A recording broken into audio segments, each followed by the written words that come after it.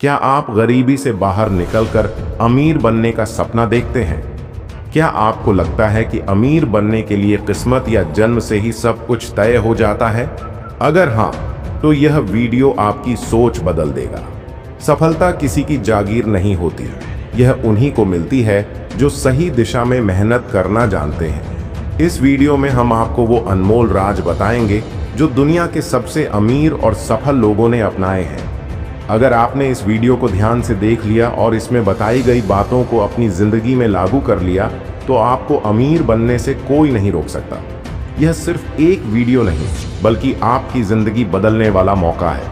तो इसे अंत तक जरूर देखें, क्योंकि आपकी अमीरी की शुरुआत यहीं से होने वाली है। हर अमीर आदमी कभी न कभी गरीब था, लेकिन हर गरीब आदमी अमीर बन सकता है, अगर वह सही सोच, मेहनत और धैर्य के साथ आगे बढ़े। गरीबी सिर्फ एक स्थिति है, न कि भाग्य की लकीर। जो इंसान सपने देखने की हिम्मत रखता है और उन्हें पूरा करने के लिए हर संभव कोशिश करता है, वह अपनी तकदीर खुद लिख सकता है। चलिए आपको एक कहानी सुनता हूँ। अगर आप इस कहानी को समझ लिए, तो आपको समझ आ जाएगा कि अब तक आप गरीब क्यों थे। आपके पास इतने सारे मौके होने के बाद भी आप एक गरीबी का जीवन जी रहे थे। तो क्या आप तैयार हैं अमीर बनने के लिए? कमेंट में ज़रूर बताएं। प्यारे दोस्तों, आपसे निवेदन है कि इस कहानी को एकदम ध्यान से सुनें। अंत में आपको इस कहानी का राज बताएंगे कि अमीर कैसे बने। चलिए शुरू करते हैं। दोस्तों, रामू एक साधारण सा व्यक्ति था जिसकी जिंदगी कई मुसीबतों और संघर्षों से घिरी हुई थी। बचपन में ही किस्मत ने उसका साथ छोड़ दिया था और जब वह बड़े शहर आया तो उसे जीविका के लिए मंदिर के पास भीख मांगनी पड़ने लगी। लेकिन रामू के अंदर एक अजीब सी चमक थी, एक उम्मीद कि कहीं उसकी तकदीर में कुछ बड़ा लिखा है। इसी उम्मीद ने उसे जीवन के संघर्षों से लड़ते हुए आगे बढ़ने का हौसला दिया। हर सुबह जब मंदिर की घंटियां गूंजतीं, रामू अपनी झपकी हुई आंखों में आशा की एक नई किरण लिए मंदिर के आंगन में खड़ा होता। उसकी फटी धोती, पुरानी चप्पलें और थकी हुई मुरादें उसकी तकलीफ का प्रतीक थीं। मंदिर में उसे रोज एक बूढ़े आदमी का सामना हुआ, जिसने धीरे धीरे रामू से कहा, बेटा, तुम्हारे अंदर कुछ खास है। दुनिया तुम्हें भले ही तौबा कहे, पर तुम्हारी आत्मा में उजाला है। इन शब्दों ने रामू के दिल में कुछ संजीदगी और उम्मीद जगाई। उसने सोचा कि शायद उसका भाग्य भी कभी बदल जाएगा। एक दिन मंदिर के पास भीख मांगते हुए रामू की नजर एक सज्जन व्यापारी पर पड़ी। उसके साफ सुथरे वस्त्र, दुरुस्त अंदाज और आत्मविश्वास ने रामू को हैरान कर दिया। उस व्यापारी ने रामू से कहा, तुम्हारे अंदर वो ताकत छुपी है जो तुम्हें इस दुनिया में कुछ बड़ा कर सकती है।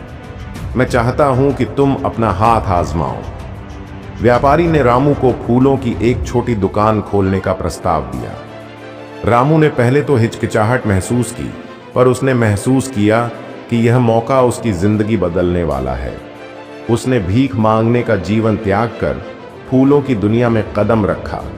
रामू की फूलों की दुकान छोटी थी, पर उसमें रंग बिरंगे फूलों की खुशबू भर जाती थी।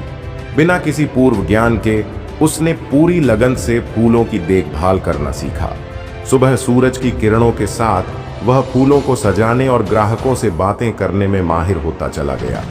शुरुआती दिनों में चुनौतियां कई आईं। कई बार फूल खराब हो जाते, ग्राहकों की अपेक्षाएं पूरी नहीं हो पाती, लेकिन रामू ने हार नहीं मानी। उसकी मेहनत में एक अलग सी चमक थी और धीरे धीरे उसकी दुकान का नाम फैलने लगा।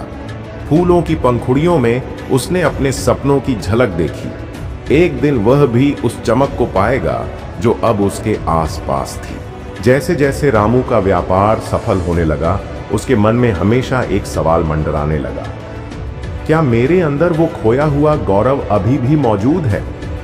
उसी समय वह रहस्यमय व्यक्ति फिर से प्रकट होने लगा, जिसने पहले मंदिर में उसकी ओर देखा था। एक शाम जब दुकान में सन्नाटा छा गया था, रामू ने देखा कि वही आदमी धीरे धीरे उसके पास आ रहा है। उसकी आंखों में गहराई और कुछ अनकहे सवाल झलक रहे थे। रामू ने हिचकते हुए पूछा, साहब, क्या आपने हमको पहचाना?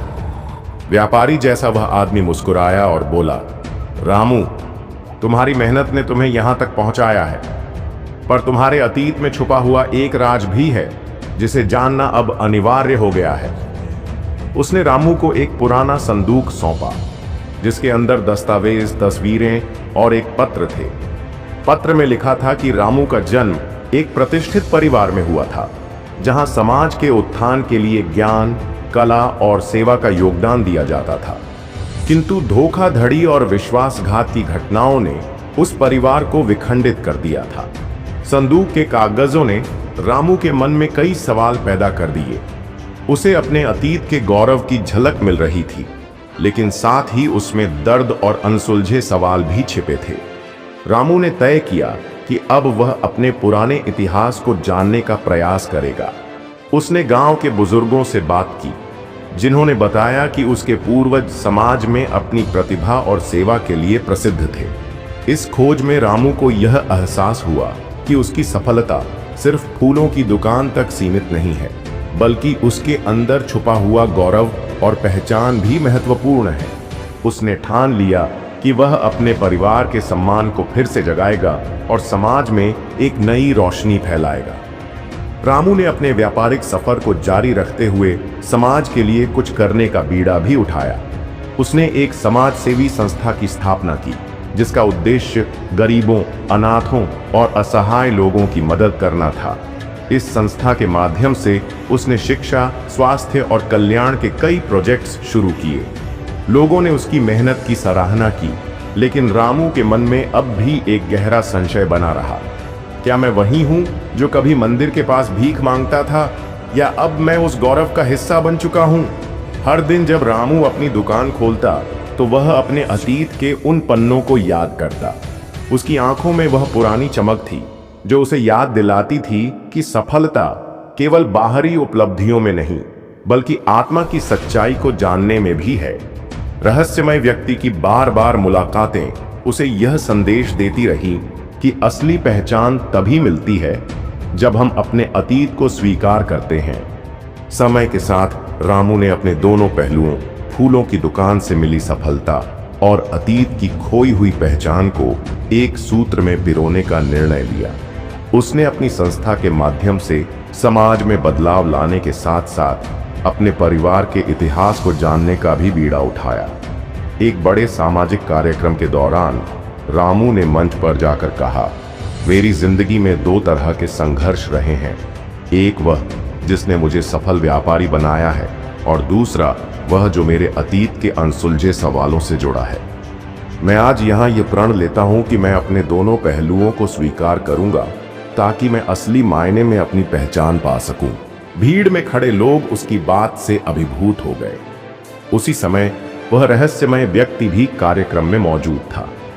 मंच के पीछे से उसकी आंखों में गहरी चमक के साथ पूछा गया, क्या तुमने अपने हम को पहचाना? रामू के दिल में सवाल गूंज उठे।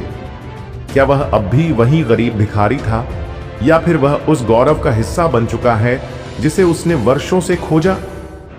उसने हल्की सी झिझक के साथ जवाब दिया, साहब, मुझे तो अब भी समझ नहीं आया कि मैं वास्तव में कौन हूं, पर मैं अपने अंदर की सच्चाई को जानने की कोशिश में लगा हूं। इन शब्दों के साथ ही रहस्यमय व्यक्ति धीरे धीरे गायब हो गया, जैसे कि वह हवा में मिलते धुएं के कण हो। रामू ने उस दिन ठान लिया कि वह अपने अतीत के उन पन्नों को खोलकर अपने परिवार की विरासत को पुनर्जीवित करेगा।